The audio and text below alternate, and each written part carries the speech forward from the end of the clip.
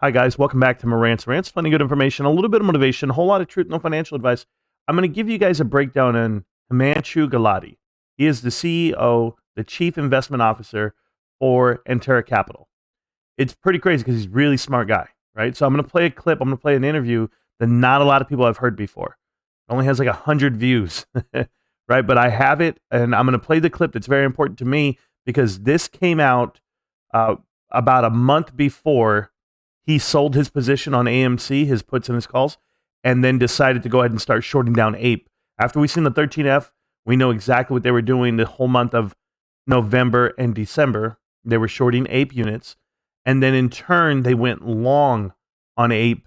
They have a forward purchasing agreement, an FPA, that they're going to buy essentially 250 million shares of APE. They're sitting on 60 million already, but we'll go ahead and talk it out right now. I'm going to push play. I'm going to let you guys hear it. If you're an AMC and APE investor, you really want to hear this part, and I'll break it down for you the best way I can. And here we go. I think that being able to cut risk and move on is one of those traits that's often talked about, but lacking in a lot of our industry. And that's something that's been instilled in me. When you get something wrong, you move on. But when you get something right and it's at a price, you don't hold on, you move on. And that's something that's very different about Antara and what we're doing than some of the others out there. So what he's saying is and when you get it wrong, you cut bait and you leave. What they're doing is totally different. When they have it right, they dig their heels in. So I believe he knows that he has this one right. You know, they're a distressed credit fund. If you guys don't know what Antara is, they're distressed credit investors. They look for companies that can't pay off the debt, that can't pay back the bond. They short them. They put pressure on them. They force them to do things they don't want to do. But that's what short hedge funds do. It's murderous out here. But we'll keep going. Out there. How and where do you think you sort of learned or developed that? It's actually, you learn from your mistakes. And I think that's the most important thing. I think early on in my career, we didn't do that. And there were times where we held on to things. I also think at previous employers, I saw that when I was junior, when senior people continued to make that mistake. And you re-underwrite your thesis. You figure out another reason why it works. There's always some excuse to, effectively, I don't think people like to own up to they made a mistake or they got it wrong because you can delay the inevitable and it gets kind of lost in the shuffle. I don't look at the world that way. We have a belief that we can get things wrong, but then on an overall basis, we'll be right and we can generate strong risk-adjusted returns for the long run. But the key is to making sure you understand when you're wrong and cut and move on. And that's been instilled in my team as well. One thing that my father taught me is that even some of the best investors in the world might only be right 51, 52% of the time. So I'm certainly sympathetic to that thought. How do you also think about contribution sizing of kind of winners and losers? What do you look for upside and downside? That's really interesting. I have a little anecdote on that. Historically, I'd been told by senior people in the industry, you need to be right 90% of the time. And to me, when you're right 90% of the time, you're probably not taking the right risk because you're very correlated or tied to the market, unless that's what you're looking to do. Our view is you need to be right a little more than 50%. I think it's in the 65 to 70% range. And you size the positions that you have the highest conviction in because they will outweigh the ones that are wrong. And that's how we look at it. We know we're not going to be right all the time, but that gets into, if you're wrong, you need to be able to cut. And that's critical. Whatever the size position is, you got to be able to move on and get to the next investment. So what he's saying is that dependent on the size of the position gives you the conviction of being in it. Certainly for Antara, who is a short distressed credit fund, okay? All they do is short sell. That's what they're known for. That's what they do. This is how this guy makes his money. But I want to remind you that he has been in AMC, guys, since 2021, the start of it. I even have, actually 2020, I even have a filing from them for 2020. In December, he was still in it. He has been in AMC for 3 years. And he has now, in turn, not only shorted the stock all the way down to the ground, went long on the other side of it, up to 22% of their company, of AMC, the company. But how much of his assets under management is he willing to risk on this trade? You're about to find out.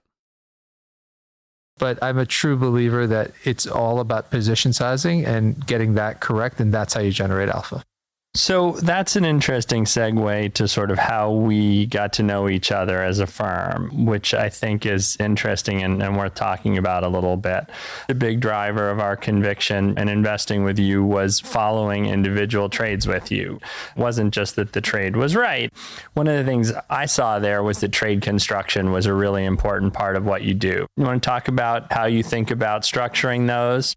Yeah, I think it actually comes from, let's talk a little bit about the background and how you get to that point. I feel like I almost had two careers prior to launching Antara. I worked at Perry, which was very fundamental in training. And then I worked at Man Group, where it was a lot more rigorous in terms of risk management and structuring. And that's where I think when you combine the two of those, it can be very powerful in terms of generating returns and alpha. So for me, structuring is one of the most important things about what we do at Antara. And the reason is, everybody can look at the same information. Everybody can look at the same trade. It could be a spin. It could be a takeout. But what we've done very well is take the same information about an investment and really generate outsized returns and mitigate downside. So the way we think about it is when you look at a company, the first thing most people do is, example, is a spin on a stock. You go long one and short the other. That's it. We take it to the next step and we say, okay, well, why don't we look at the vol? Why don't we look at the options? Look at the options markets. Let's look at other parts of the cap structure. So we spend a lot of time thinking about how we can, and this gets back to the sizing point. We don't want to just put a trade on to have a 1-2% position. We'd rather size it to have a more meaningful impact, but you need to structure downside protection and have that hopefully asymmetric upside as well. So what that describes, just so you guys are aware, he's painting out the picture of how they structure their position, as in how they hedge their position. Most people could just hedge, i.e. you go long, we go short, or you go short, we go long, just to hedge it, just so that it doesn't run away from you. So you don't get caught with your pants down like some of these other hedge funds did in 2019, 2020, 2021, whatever it may be. So for AMC, and I've said this from the start, guys like this have been in it for 3 years. They are not over leveraged. They are extremely intelligent. And I believe Adam Aron is outmatched. That's the issue here. You remember, there's guys like this that are versus Adam Aron. And when they walk into that room, they give him the sweetheart deal that he thinks he's getting. But when a guy like this is painting the picture for you, they're not going to risk their whole company with the idea that there's a short squeeze coming. No, they know how to mitigate that risk. And how do they do it? Well, we'll go ahead and hear this part out. that's a big part of what we do, and I think a differentiating factor. So I remember, though, when I started my career on the sell side, covering a lot of big, well-regarded hedge funds, and then I followed some of the best-regarded funds and invested with some of the best-regarded funds in the 90s.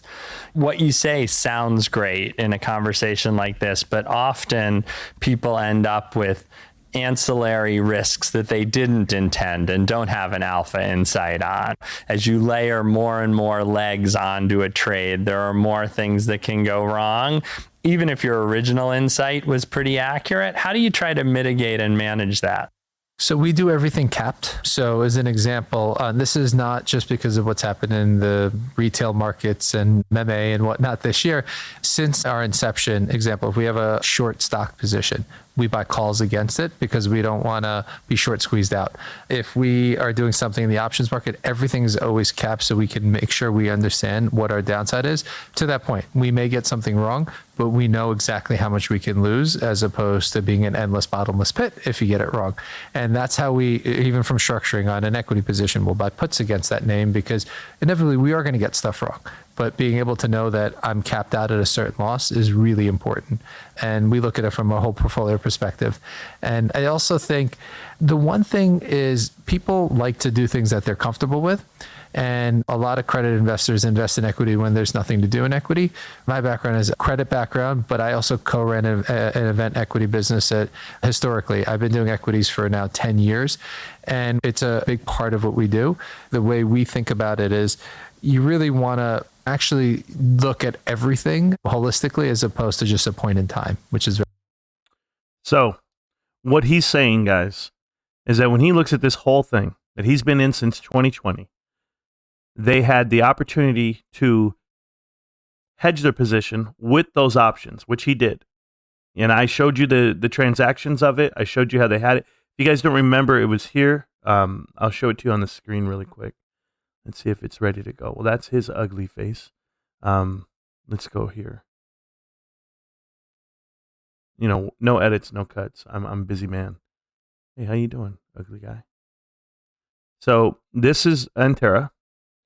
And when you look at Antera, I actually had the 13F filings ready to go. These guys have committed themselves, and I'll move me out of the screen way over here. And I'll show you right here. So it's going to show you their average position that time held is going to be 2.6 quarters. They turn and burn faster than ever. They don't hold things long. They hold it almost 3 quarters on average. They have been holding AMC for 14 quarters. Like, they literally know this company's going nowhere. And they are okay with it. This is why they have that long position, to offset the short that they've been doing. But more so than that, now that they have shares, what do you think they're going to do? They're going to sell them on the open market for a value well beyond the 58 cents and the 66 cents that they bought them for. They are known for this. This is what they do. This is how they become profitable. When I look at Antera, you guys have to see how they've managed their fund over time. When they started with AMC, okay, they only had $400 million under assets under management. They have since made money the whole way. And because they're making so much money, they're now long 8% of their portfolio is AMC.